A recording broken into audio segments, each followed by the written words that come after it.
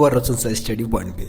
और आज की इस वीडियो में हम 11th क्लास पोल साइंस का थर्ड चैप्टर समझने वाले हैं, जिसका नाम है चुनाव और प्रतिनिधि। दोस्तों ये जो चैप्टर है बहुत ही ज्यादा मजेदार होने वाला है। ठीक है, बहुत सारे टॉपिक बहुत ज्यादा इंटरेस्टिंग है और मैं चाहता हूँ कि आप लोग इस वीडियो को एंड तक देखें ताकि हर एक टॉपिक को आप अच्छे से समझ सको। और इसके अलावा इस बुक के पोल साइंस के मैं फर्स्ट चैप्टर की सभी वीडियो डाल चुका हूँ और 25 MCQ क्वेश्चन भी समझा चुका हूँ। तो यार आप लोगों ने अगर उन वीडियो को नहीं देखा है तो वीडियोस को जरूर देख ले।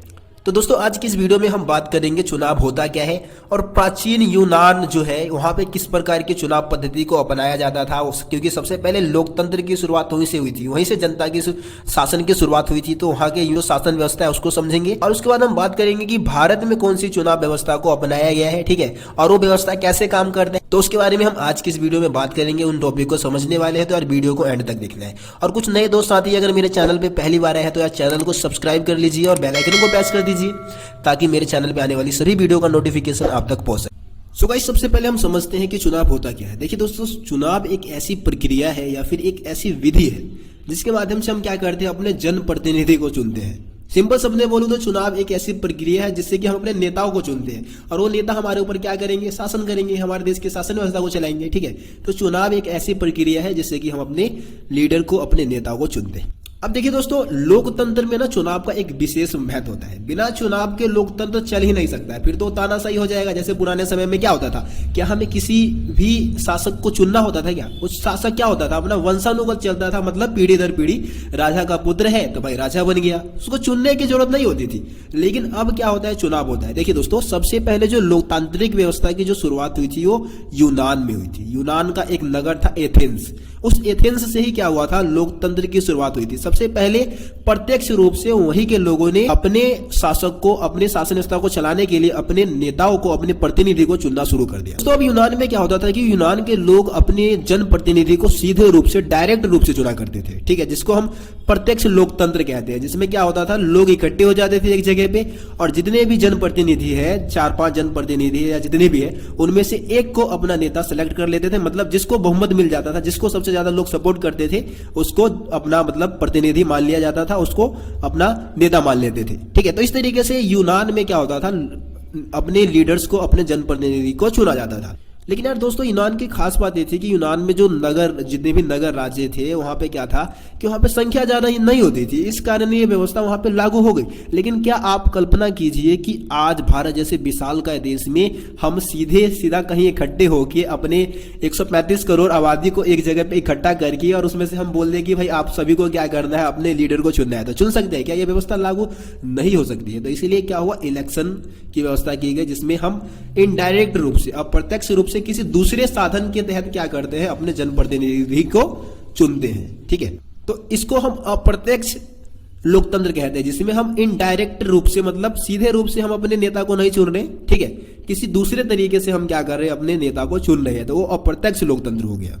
दोस्तों हम बात करते हैं कि भारत में किस प्रकार की चुनाव व्यवस्था को अपनाया गया है। तो भारत के चुनाव व्यवस्था की बात करें तो भारत में जो चुनाव व्यवस्था अपनाया गया है उसको हम कहते हैं जो सबसे आगे वही जीते। ठीक है, तो इसको हम इंग्लिश में बोलते हैं first pass the post system.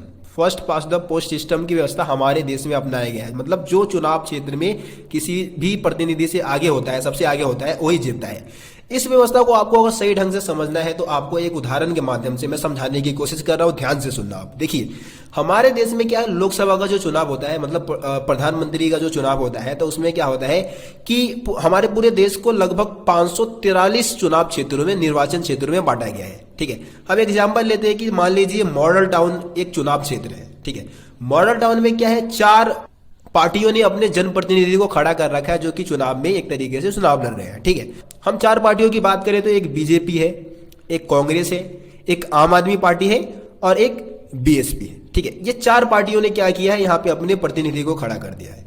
अब यहाँ पे क्या है कि इस चुनाव क्षेत्र में लगभग चुनाव डालने वालों की जो संख्या है वो है 1000 लोग क्या कर रहे हैं, वोट डालने वाले हैं। अब हम मान लेते हैं कि आम आदमी पार्टी को 250 लोगों ने वोट दिया, कांग्रेस पार्टी को भी 250 लोगों ने वोट दे दिया।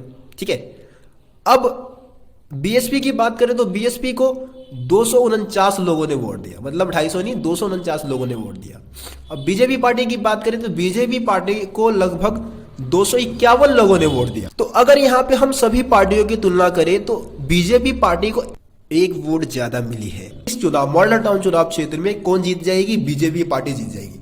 लेकिन अगर आप वोट प्रतिशत की बात करो तो वोट प्रतिशत में क्या होगा? बहुत कम आप वोट प्रतिशत अगर आप निकालोगे तो लगभग 25% से थोड़ा सा अधिक वोट क्या है? बीजेपी पार्टी को मिला है।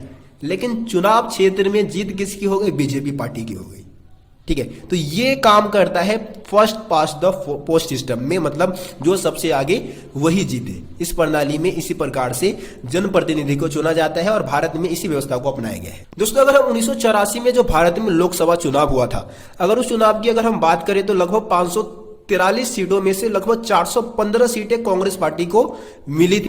मतलब 415 सीटों को कांग्रेस पार्टी ने जीत लिया था। लेकिन अगर हम वोट प्रतिशत की बात करें तो सिर्फ 48% वोट जो है वो कांग्रेस पार्टी को मिला था। तो इसके पीछे का मेन कारण क्या था? भारत की चुनाव प्रणाली। और कौन सी चुनाव प्रणाली है? First past the post system, मतलब जो सबसे आगे वही जीते। ठीक है, तो इस व्यवस्था को इस तरीके से काम, मतलब जो ये व्यवस्था है वो इस तरीके से काम करता है।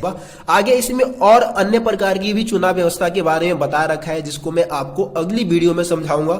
ठीक है, तो यार आज की इस वीडियो में इतना ही। मिलते हैं फिर अगली वीडियो में अगले टॉपिक के साथ। अगर अभी तक आप लोगों ने चैनल को सब्सक्राइब नहीं किया तो जल्दी से सब्सक्राइब कर दीजिए और बेल आइकन को प्रेस कर दीजिए ताकि मेरे चैनल पर आने वाली सभी वीडियो का नोटिफिकेशन आप तक पहुंच सके। धन्यवाद दोस्तों, आज की वीडियो में